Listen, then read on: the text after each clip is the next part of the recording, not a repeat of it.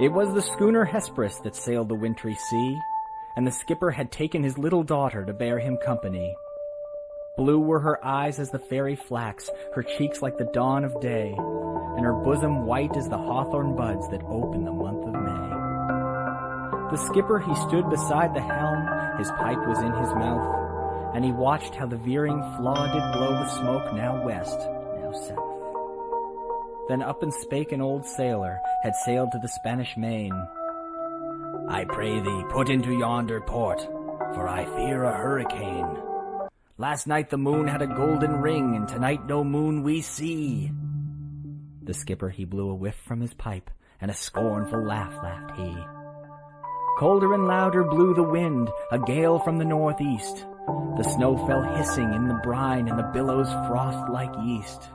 Down came the storm and smote amain the vessel in its strength. She shuddered and paused like a frighted steed, then leaped her cable's length. Come hither, my little daughter, and do not tremble so, for I can weather the roughest gale that ever wind did blow." He wrapped her arm in his seaman's coat against the stinging blast. He cut a rope from a broken spar and bound her to the mast.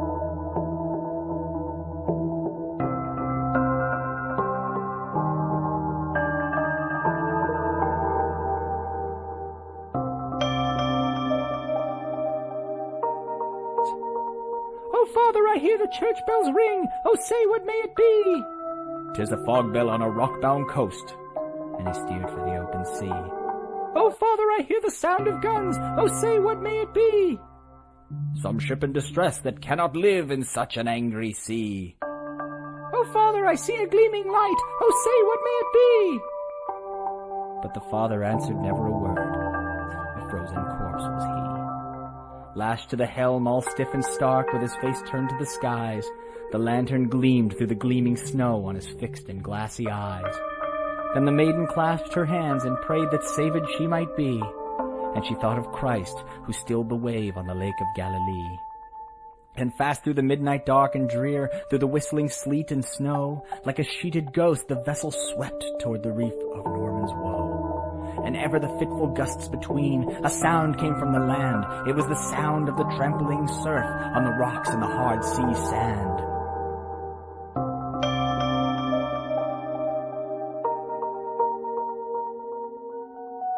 The breakers were right beneath her bows. She drifted a dreary wreck, and a whooping billow swept the crew like icicles from her deck. She struck where the white and fleecy waves looked soft as carded wool, but the cruel rocks, they gored her side like the horns of an angry bull. Her rattling shrouds all sheathed in ice where the masts went by the board, like a vessel of glass she strove and sank. Ho ho, the breakers roared. At daybreak, on the bleak sea beach, a fisherman stood aghast to see the form of a maiden fair, lashed close to a drifting mast.